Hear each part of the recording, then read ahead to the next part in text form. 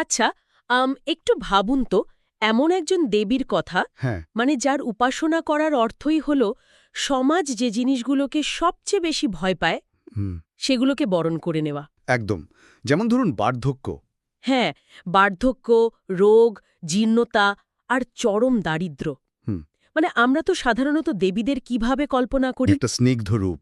ঠিক, অত্যন্ত সুন্দরী, গয়নায় মোড়ানো, একটা হাসিমুখ। কিন্তু আজ আমরা এই গভীর আলোচনায় এমন একটা বিষয় নিয়ে কথা বলবো যা এই প্রচলিত আধ্যাত্মিক ধারণাকে পুরো উল্টে দেয়। হ্যাঁ, পুরো 180 ডিগ্রি ঘুরিয়ে দেয়। একদম। আজ আমাদের আলোচনার কেন্দ্রে আছেন দশ মহাবিদ্যার সপ্তম রূপ, দেবী ধূমাবতী। প্রাচীন তন্ত্রশাস্ত্র, পুরাণ এবং আধুনিক যেসব আধ্যাত্মিক পডকাস্ট আছে, যেমন ধরুন তন্ত্র টক্স, বেদিক শালা বা রণবীর শো। রাইট। এই সূত্রগুলো ঘাটলে অনেক কিছু বেরিয়ে আসে। হ্যাঁ, তো এই সবকটি সূত্র একত্রিত করে আজ আমরা বোঝার চেষ্টা করব যে এই আপাত ভয়ঙ্কর রূপের আড়ালে আসলে মনস্তাত্ত্বিক মুক্তির কোন চরম সত্যটা লুকিয়ে আছে। এটা খুব জরুরি একটা মিশন। একদম। মানে কিভাবে এই মহাশূন্যতার সাধনা মানুষের ভেতরের গভীর মানসিক ক্ষত সারিয়ে তোলে, সেটাই আজ আমাদের খতিয়ে দেখার বিষয়। দেবী ধূমাবতী তো একজন বৃদ্ধা, তার পরনের কাপড় মলিন, চুলগুলো রুক্ষ। হ্যাঁ, আলুলাই তো কেশ। আর তিনি একটা রথে একা বসে থাকেন, যেই রথে কোনো ঘোড়া নেই। মানে এটা তো আমাদের চেনা ছকের সাথে কোনো দিক দিয়েই মেলে না। ঠিক। মানে 10 মহাবিদ্যার এই নির্দিষ্ট রূপটা নিয়ে আলোচনার সবচেয়ে বড় চ্যালেঞ্জই হলো এটা। এটি আমাদের সাধারণ নান্দনিক বোধ বা বিউটি স্ট্যান্ডার্ডের একেবারেই বিপরীত। সত্যি বলতে প্রথমবার শুনলে একটু ধাক্কা লাগে। ধাক্কা লাগাটাই স্বাভাবিক। যারা মহাবিদ্যাগুলো নিয়ে একটু পড়াশোনা করেছেন তারা জানেন যে এগুলো আসলে পরম চেতনার ভিন্ন ভিন্ন স্তরের প্রকাশ। কিন্তু ধূমাবতীর ব্যাপারটা একটু আলাদা, তাই না? একদম আলাদা। অন্যান্য রূপগুলোর তুলনায় তার স্বাতন্ত্র্য হল তিনি ধ্বংসের পরের ধোঁয়া আর নতুন কিছু সৃষ্টির আগে যে একটা নিরেট মহাশূন্যতা থাকে, তিনি তার প্রতীক। মহাশূন্যতা মানে একটা ভেসেল বা শূন্য পাত্রের মতো। ঠিক তাই। তিনি সেই চরম সত্য যা সমস্ত মোহ, বিভ্রম এবং কাঠামোগত নিরাপত্তা ভেঙে পড়ার পর অবশিষ্ট থাকে। দাঁড়ান, এই কাঠামোগত নিরাপত্তা ভেঙে পড়ার বিষয়টাতেই আমি একটু জোর দিতে চাই। মানে পুরাণ আর তন্ত্রশাস্ত্রের দেবী ধূমাবতীর উৎপত্তির যে গল্পটা পাওয়া যায়, সেটা তো রীতিমতো চমকে দেওয়ার মতো। হ্যাঁ, পার্বতীর সেই গল্পটা। ঠিক, বলা হয় যে দেবী প্রচণ্ড খিদের চোটে স্বয়ং শিবকেই গ্রাস করে ফেলেছিলেন। এখন মহাবিদ্যাদের দর্শনে তো শিব হলেন চেতনা বা স্থিরতার প্রতীক। হ্যাঁ, আর শক্তি হলেন গতি। হ্যাঁ, গতি বা উপাদান। তো শিবকে গ্রাস করার এই পৌরাণিক রূপকটার পেছনের আসল মেকানিজমটা কি? মানে কেন একজন দেবী অস্তিত্বের মূল ভিত্তিটাকেই গিলে ফেলছেন? আসলে এই পৌরাণিক আখ্যানগুলোর গভীরে সবসময় একটা খুব সূক্ষ্ম মনস্তাত্ত্বিক মেকানিজম কাজ করে। এই যে দেবী পার্বতীর মহাক্ষুধা, হ্যাঁ, এটা কিন্তু কোনো সাধারণ আহারের খিদে নয়। এটা হলো অস্তিত্বের বা সত্তার বিলীন হয়ে যাওয়ার একটা চরম আকাঙ্ক্ষা। মহাদেব বা শিব হলেন বিশ্বব্রহ্মাণ্ডের স্থিতি, সেই নির্লিপ্ত সাক্ষী, ইংরেজিতে যাকে আমরা বলি উইটনেস কনশাসনেস। আচ্ছা। আর দেবী হলেন শক্তি, মানে বিশ্বব্রহ্মাণ্ডের চলমানতা বা গতি। তো তন্ত্রশাস্ত্রের মেকানিজম অনুযায়ী যখন গতি বা শক্তি তার নিজেরই উৎস বা স্থিতিকে গ্রাস করে নেয়, তখন তো ব্যালেন্সটা নষ্ট হয়ে যাওয়ার কথা। একদম, তখন সেখানে কোনো দ্বৈত সত্তা বা ডিওয়ালিটি থাকে না।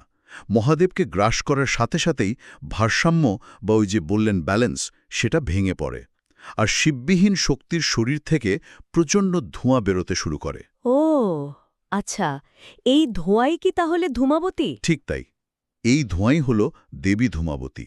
কিন্তু একটু ভেবে দেখলে অস্তিত্বের এই স্থির ভিত্তি বা অ্যাঙ্কার কে গিলে ফেলা মানে তো এক ধরনের, যাকে বলে সাইকোলজিক্যাল কল্যাপস। হ্যাঁ, সম্পূর্ণ মানসিক পতন। মানে একটা মানুষের মনের ভেতর থেকে যদি স্থিতিশীলতার সমস্ত বোধ মুছে যায়, তাহলে তো সেখানে কেবল বিশৃঙ্খলা বা পাগলামি রাজত্ব করবে। এটাকে আধ্যাত্মিক মুক্তি বলা হচ্ছে কিভাবে? বিষয়টা অনেকটা কম্পিউটারের স্ক্রিন ব্ল্যাকআউট হয়ে যাওয়ার মতো। যখন সিস্টেম কাজ করে না, তখন পুরো রিস্টার্ট করতে হয়। দারুণ একটা উপমা দিয়েছেন। এই সাইকোলজিক্যাল কোল্যাপসের ধারণাটি অত্যন্ত গুরুত্বপূর্ণ। সাধারণ দৃষ্টিকোণ থেকে এটা পতন মনে হতেই পারে, কারণ সমাজ তো সবসময় একটা নির্দিষ্ট কাঠামোর উপর ভর করে বাঁচে। হ্যাঁ, একটা সিকিউরিটি লাগে আমাদের। ঠিক, কিন্তু তন্ত্রের চরম অবস্থায় এই কাঠামোটিই হল সবচেয়ে বড় সীমাবদ্ধতা। এই কারণেই তো তাকে বিধবারূপে আরাধনা করা হয়। হ্যাঁ, মহাবিদ্যাদের মধ্যে একমাত্র তারই তো কোনো পুরুষসঙ্গী বা ভৈরব নেই। একদম।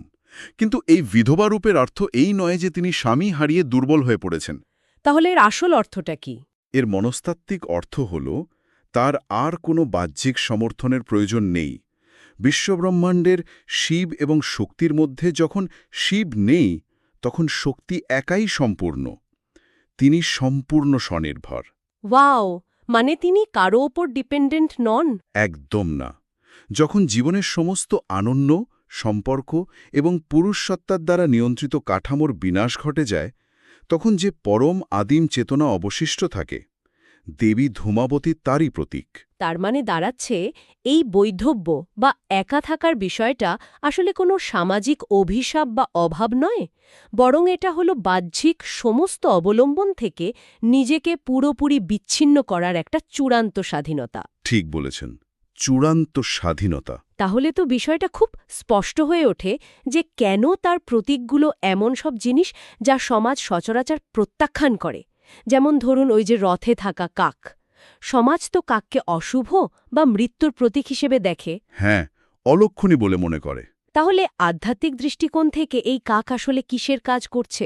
আর তার হাতে থাকা কুলো বা উইনোয়িং বাস্কেট, এগুলোর মানে কি? এই কাকের প্রতীকটা কিন্তু বাস্তুতন্ত্র এবং মনস্তত্ত্ব দুটো দিক থেকেই খুব গভীর অর্থবহ।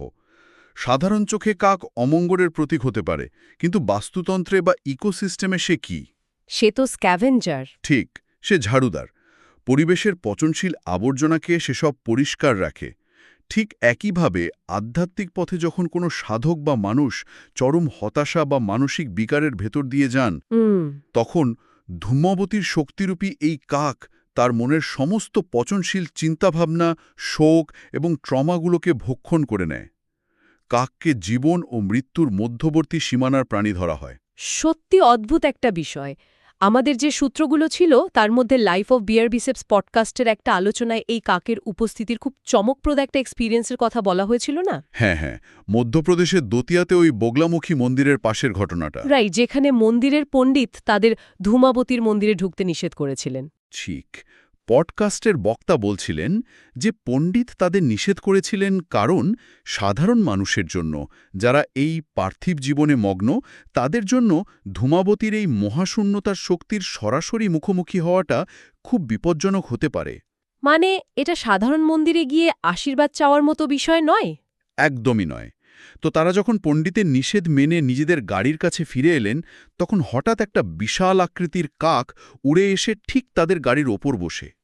গায়ে কাটা দেওয়ার মতো ব্যাপার। হ্যাঁ, আর তন্ত্রের সাধকরা এটাকে নিছক কাকতালীয় মনে করেন না। এটা দেবীর উপস্থিতির একটা অত্যন্ত সূক্ষ্ম কিন্তু খুব শক্তিশালী ইঙ্গিত। মানে কাকটার উপস্থিতি বুঝিয়ে দিচ্ছিল যে দেবী আছেন। হ্যাঁ, দেবী বুঝিয়ে দিলেন যে তার শক্তি কোনো নির্দিষ্ট মন্দিরের চার দেয়ালে বন্দী নেই। যারা সীমানা বা কাঠামোর বাইরে চলে আসে, ধূমাবতী তাদের কাছে নিজেই ধরা দেন। এই ঘটনাটা একটা জিনিস খুব পরিষ্কার করে দেয় যে ধূমাবতীর শক্তি আসলে প্রচলিত নিয়মের তোয়াক্কা করে না। আর ওই যে তার হাতে থাকা কুলো বা ঝাঁটার বিষয়টা, ওটাও তো এই আবর্জনা পরিষ্কার করার মেকানিজমের সাথেই যুক্ত, তাই না? একদম। কুলো দিয়ে আমরা কি করি? শস্য থেকে ময়লা আলাদা করি। হ্যাঁ, ছেঁকে ফেলি। ঠিক।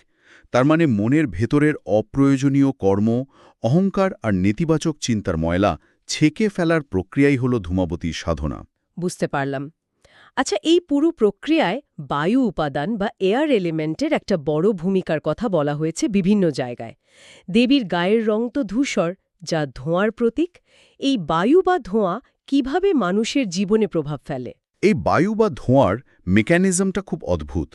খেয়াল করে দেখবেন, ধোঁয়া কিন্তু কখনো এক জায়গায় স্থির থাকে না। হ্যাঁ, এর তো কোনো নির্দিষ্ট আকার নেই। ঠিক। আর একে কোনো পাত্রে বন্দিও করা যায় না। ধূমাবতীর এই ধূসর রং কোনো সাদা-কালো বিভাজন মানে না। এটা হলো চূড়ান্ত অনিশ্চয়তা বা যাকে আমরা বলি অ্যাম্বিগুইটি, তার প্রতীক। আর মানুষের মন তো স্বভাবতেই অনিশ্চয়তাকে ভয় পায়। একদম। আমরা তো চাই সবকিছু হয় সাদা হোক নয় কালো হোক। কিন্তু ধূমাবতী বায়ু উপাদানের মাধ্যমে জীবনে প্রচণ্ড পরিবর্তন এবং একটা বিশৃঙ্খলার সূচনা করেন। বায়ু যেমন এক লহমায় সবকিছু উড়িয়ে নিয়ে যায়, হ্যাঁ, সব লণ্ডভণ্ড করে দেয়।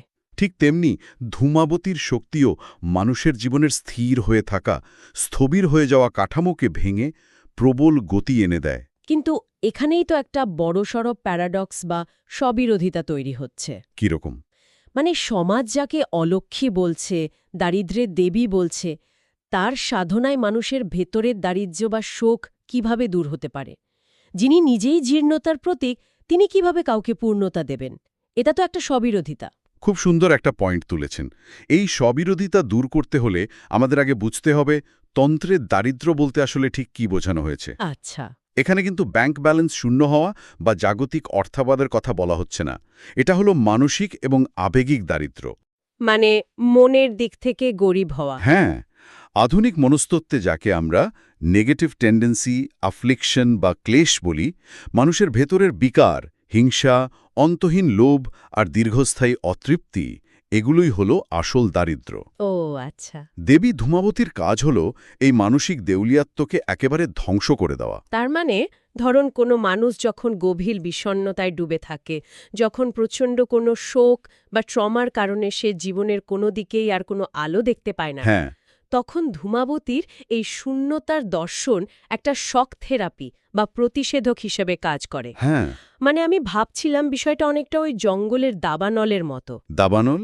কিভাবে? ধরুন একটা জঙ্গলে যখন মরা গাছপালা আর আগাছায় ভরে গিয়ে নতুন গাছ গজানোর আর কোনো জায়গা থাকে না, হ্যাঁ, তখন সেখানে একটা দাবানলের প্রয়োজন হয়। হ্যাঁ, দাবানল সবকিছু পুড়িয়ে ছাই করে দেয় ঠিকই, হ্যাঁ, কিন্তু সেই ছাই থেকেই তো মাটি নতুন পুষ্টি পায়, হ্যাঁ, আর সূর্যের আলো সরাসরি মাটিতে পড়ে। হ্যাঁ। ধূমাবতীর কাজও কি ঠিক এই দাবানলের মতো? অসাধারণ! এই দাবানলের মেকানিজমটা ধূমবতীর কার্যপ্রণালী বোঝার জন্য একদম পারফেক্ট। যখন মানুষের জীবনে আর হারানো কিছু থাকে না, হুম। যখন সে একেবারে তলানিতে বা গ্রাউন্ড জিরোতে এসে পৌঁছায়, তখন তার ভেতর থেকে পড়ে যাওয়ার বা হারানোর ভয়টা একেবারেই চলে যায়। কারণ হারানোর মতো তো আর কিছুই নেই। একদম। ধূমাবতী সেই অন্ধকারের দেবী হয়ে সাধককে চরম শূন্যতার মুখোমুখি দাঁড় করিয়ে দেন। তিনি সমস্ত নেতিবাচক আবেগ, ভয় আর শোককে সম্পূর্ণ পুড়িয়ে ফেলেন। তাহলে বাইরে থেকে দেখতে ভয়ঙ্কর হলেও ভেতরের দিক থেকে দেখলে তিনি আসলে এক অসীম করুণার মহাসাগর। কারণ তিনি জানেন যে পুরনো জীর্ণ কাঠামোকে পুরোপুরি ভস্মীভূত না করা পর্যন্ত সেখানে নতুন কোনো কিছুর জন্ম হতেই পারে না। এই গ্রাউন্ড জিরোতে পৌঁছানোর বিষয়টা সত্যি খুব গভীর। আমাদের প্রাত্যহিক জীবনে আমরা তো সবসময় ইগো বা আমি বোধের একটা ভারী বর্ম পরে ঘুরে বেড়াই। হ্যাঁ, একটা নকল মুখোশ। আমরা চাই তরুণ থাকতে, সুন্দর দেখতে, সফল হতে, কিন্তু আমরা তো জানি যে এগুলো সবই ক্ষণস্থায়ী। তাহলে কি আমরা বলতে পারি দেবী ধূনাবতী মানুষের সামনে এই সমস্ত ভয়কে একটা আয়নার মতো তুলে ধরেন? ঠিক তাই। মানে সমাজ যে রূঢ় বাস্তবতাকে লুকিয়ে রাখতে চায়, যেমন বার্ধক্য, রোগ এবং মৃত্যু, ধূমাবতী সরাসরি আমাদের সেই অস্বস্তিকর সত্যের সামনে দাঁড় করিয়ে দেন। যেমন একটা বাড়িকে নতুন করে সুন্দর করার আগে পুরনো জীর্ণ দেওয়ালগুলো হাতুড়ি দিয়ে ভাঙতে হয়। একদম ঠিক বলেছেন। আর ঠিক এই জায়গাটিতেই আধ্যাত্মিক বৈরাগ্য বা ডিট্যাচমেন্টের জন্ম হয়।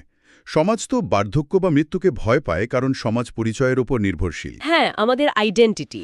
আমি অমুক, আমি দেখতে সুন্দর, আমার এত সম্পদ আছে, এগুলো সবই তো এক একটা পরিচয়। হ্যাঁ। ধূমাবতী এই প্রতিটি পরিচয়কে খুশিয়ে দেন। যখন কেউ নিজের বাহ্যিক সৌন্দর্য, জমানো অর্থ, সম্পর্ক বা পদের এই মোহগুলোকে সত্যি বলে বিশ্বাস করা বন্ধ করতে পারে, তখন তার আর হারানোর কোনো ভয় থাকে না। হ্যাঁ একদম। তন্ত্রে বলা হয় তিনি সাধকের জাগতিক বাসনা পূরণ করেন না, বরং সাধকের কাছ থেকে সবকিছু কেড়ে নিয়ে তাকে সম্পূর্ণ রিক্ত করে দেন। এই রিক্ত করে দেওয়ার মেকানিজমটাকে আমি একটা স্পিরিচুয়াল অডিট বা আত্মার আর্থিক মূল্যায়নের সাথে তুলনা করতে পারি। Spiritual audit? বেশ ইন্টারেস্টিং। হ্যাঁ, মানে ধরুন আমরা সারা জীবন ধরে যে পরিচয়, অহংকার বা সম্পর্কগুলোকে আমাদের সম্পদ বা অ্যাসেট বলে মনে করছিলাম, ধূমাবতী এসে অডিট করে দেখিয়ে দেন যে ওগুলো আসলে সম্পদ নয়, ওগুলো আমাদের সবচেয়ে বড় দায় বা লায়াবিলিটি। আর যখন সেই সমস্ত ভুয়া সম্পদ কেড়ে নেওয়া হয়, তখন মানুষ তার খাঁটি সত্তার দেখা পায়। সে চমৎকার বলেছেন। এই স্পিরিচুয়াল অডিটের পর মানুষের যখন সব আশা, সব অহংকার, সব মোহ পুড়ে ছাই হয়ে যায়, তখন যে নির্লিপ্ততাটুকু পড়ে থাকে, সেটিই হলো আসল মুক্তি। আর এই মুক্তি কোনো ম্যাজিক নয়। অহংকার থেকে সম্পূর্ণ স্বাধীন হওয়া। যখন এই আমিবোধ বা ইগো শেষ হয়ে যায়, কেবল তখনই শূন্যতার মাঝে আসল অস্তিত্ব বা পরম চেতনার প্রকাশ ঘটে। সত্যি, সমাজ যাকে অমঙ্গল বা জীবনের শেষ বলে মনে করে, আধ্যাত্মিক পথে সেটাই মুক্তির সবচেয়ে বড় সোপান হয়ে দাঁড়ায়। ঠিক। তো আজকের এই পুরো আলোচনা থেকে আমরা যেটা বুঝতে পারলাম তা সত্যি আমাদের চিরাচরিত চিন্তাধারাকে নাড়িয়ে দেয়। আমরা দেখলাম যে ধূমাবতী কেবল ধ্বংস বা অন্ধকারের দেবী নন, তিনি হলেন সেই নগ্ন সত্য যা জীবনের সমস্ত মোহ, সমস্ত বাহ্যিক আবরণ আর তথাকথিত নিরাপত্তা ধ্বংস হওয়ার পর টিকে থাকে। হ্যাঁ, চরম সত্য। আর দৈনন্দিন জীবনের এর গুরুত্ব তো অপরিহার্য। জীবনে যখন সব রাস্তা বন্ধ মনে হয়, যখন চারপাশ থেকে নেতিবাচকতা আর সব হারানোর ভয় আমাদের গ্রাস করে, তখন সেই মহাশূন্যতাকে ভয় না পেয়ে তাকে যদি আমরা বরণ করে নিতে পারি, তবেই আমরা আসল মানসিক শান্তি খুঁজে পাব। কারণ ভয়কে জয় করার একমাত্র উপায় হল ভয়ের গভীরে প্রবেশ করা। একদম ঠিক। তো আজকের এই গভীর আলোচনা শেষ করার আগে একটা নতুন বিষয় নিয়ে আমরা ভাবতে পারি। কি সেটা? ধ্বংসের পর যে ধোঁয়া ওড়ে, আমরা সাধারণত তাকে ভয় পাই, কারণ তা আমাদের দৃষ্টিসীমাকে ঝাপসা করে দেয় আর চারপাশ অন্ধকার করে তোলে। হুম।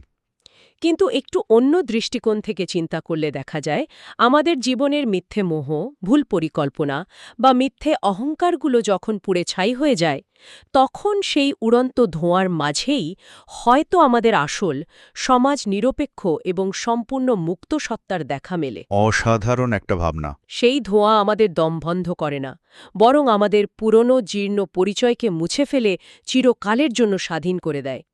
তাই আজ আপনাদের সবার কাছে আমার প্রশ্ন হল, সমস্ত পরিচিত কাঠামো যখন ভেঙে পড়ে, তখন আমাদের সেই ভস্মীভূত পরিচয়কে গ্রহণ করতে আমরা কি সত্যি প্রস্তুত?